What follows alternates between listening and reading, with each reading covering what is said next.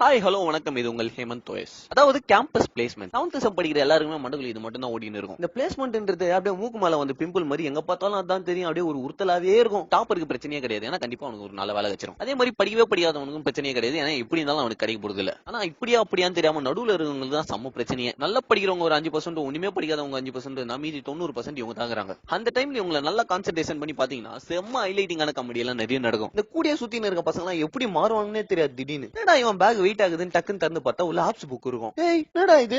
அதெல்லாம் ஒண்ணு இல்ல மச்சான், சும்மா வச்சுன்னு இருக்கேன், சும்மா வீட்ல காட்டுறதுக்கு, வேற எதுவும் இல்ல. அதாவது இந்த கூட சுத்தின இருக்கவங்க எல்லாம் பொறுத்த வரைக்கும் காக்ரோச் மாதிரி கண்ணு முன்னாடி சுத்தின இருக்க வரைக்கும் ஒண்ணுமே பிரச்சனை இல்ல. ஆனா கண்ணுல இருந்து விட்டு போயிட்டானுங்க வச்சுக்கோங்களேன், சைட்ல எங்கன்னா தெரியாம ஐயோ எங்கடா போனானுங்க அவனுங்கன்ற மாதிரியே நம்ம பயந்துனே பார்த்துன்னு இருப்போம். பிளேஸ்மெண்ட் டைம்ல எல்லாம் என்ன ஆகுதுன்னே தெரியாது. கெத்தா சுத்தி இந்த ஒரு பையன் எல்லாம் அப்படியே ஈரமான கோழி மாதிரி உட்காந்து இருப்போம். அந்த பிளேஸ்மெண்ட் வரதுக்கு கொஞ்ச நாளுக்கு முன்னாடி நம்மளுக்கு ட்ரைனிங் எல்லாம் நடத்த ஆரம்பிப்பாங்க. அதாவது இன்ட்ரோடியூஸ் அபவுட் யுவர் செல்ஃப் என்ற கொஸ்டினுக்கு நம்ம எப்படி ஆன்சர் பண்ணணும் ஒரு 4 கிளாஸ் நடக்கும். எப்படி நிக்கணும், எப்படி உட்காரணும், எப்படி சிரிக்கணும், எப்படி ரிப்ளை பண்ணணும், ரைட்ல எப்படி திரும்பணும், லெஃப்ட்ல எப்படி திரும்பணும், கையில எத்தனை போற ஃபைல் எப்படி புச்சின் போனோம், அப்படி இப்படின்னு முடிவாரத்துல இருந்து ஷூல போற லேஸோட லென்த் வரைக்குமே எடுப்பாங்க. ஆத்தி தள்ளுவாங்க. இந்த மாதிரி ப்ரோகிராமிங் கிளாஸ் எல்லாம் நடத்தினு இருப்பாங்க. இதெல்லாம் யாரா கவனிப்பா, நீங்க உட்கார்ந்தே இருப்பீங்க. What is the solution for this program அப்படினுவாங்க மேம். 11136 மேம் அப்படினுவா பக்கத்துல இருந்த பையன். டேய் இப்போ என்னடா பண்ண?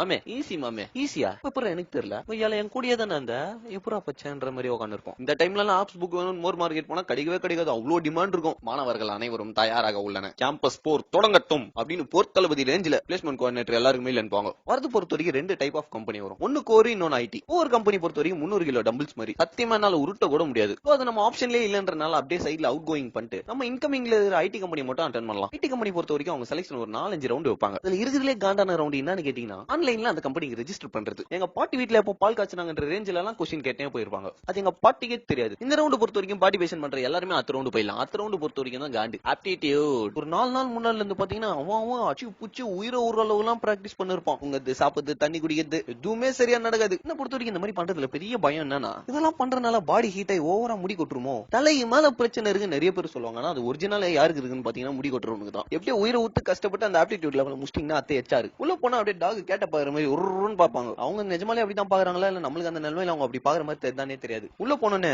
இன்ட்ரோடியூஸ் யுவர் செல்ஃப் அப்படின்னுவாங்க. நம்மளுக்கு தெரிஞ்ச கேள்விதான், ஜாலி நிறைய சொல்லி கொடுத்துறாங்களே எனக்கு அப்படின்ற மாதிரி இருக்கும். அப்படியே சாரா மாதிரியா தெரிஞ்ச இங்கிலீஷ்ல கக்கி தள்ளுவோம். அத்தை அப்படியே டெக்னிக்கலா போகும் பாருங்க. What is a track? What is a DAC? What is the difference between generator and an alternator? அப்படியே ஒண்ணுமே புரியாம கேரா உட்கார்ந்து இருப்போம். என்ன ஒரு ப்ராஜெக்ட் கூட பண்ணல அப்படின்வாரு. ஆக்சுவலா நான் பேப்பர் பிரசன்டேஷன் பண்ணிருக்கேன் சார் அப்படின்னு சொன்னீங்கன்னா, சும்மா ஒரு பேப்பரை டவுன்லோட் பண்ணி யார் வேணா அதை பண்ண முடியும். In here project is important அப்படின்வாரு. ஐயோ அவங்க அதை கேட்கிற விதத்திலேயே சத்தியமா நம்மளுக்கு அந்த இடத்துல வேலை கிடையாதுன்னு தெரிஞ்சிச்சு. அதோட வெளியே இருந்து வந்து நேர வேண்டியதான். அடுத்த கம்பெனிக்கு அப்படி இப்படி நல்லோல் பட்டு எங்க இருந்தா ஒரு ப்ராஜெக்ட் சர்டிபிகேட் உருவின் போனா ப்ராஜெக்ட் யார் வேணா காசு கொடுத்து பண்ண முடியும். But paper presentation is not like that. எந்த மாதிரி கதைனா, ஆகு ஃபைண்ட் ஸ்டோனுனோ, ஸ்டோன் ஃபைண்ட் டாகுனோ. கூட இந்த பசங்க எல்லாம் ஒவ்வொரு கம்பெனியா பிளேஸ் ஆயினே வருவாங்க. நம்மளுக்கு மட்டும் கிடையவே கிடையாது. அத்தன்னு போயினே இருப்போம். நம்ம கடுப்பா இருக்கும். அப்படி இப்படின்னு அச்சு புச்சு அந்த ஒரு வேலையை வாங்கறதுக்குள்ள நம்ம படுற பாடுகுது. ஐயோ நான் இதெல்லாம் காண்டாவே போனாலும் கட்சியில எல்லாருமே ஒரு அளவுல எதனா பிளேஸ் ஆயிடுவாங்க. ஒன்னும் பிரச்சனை இல்ல, ஃப்ரீயா விடுங்க, எல்லாம் நல்லா தான் நடக்கும். வாழ்த்து கூறி விடைபெறுவது உங்கள் ஹேமந்த் ஓஎஸ்.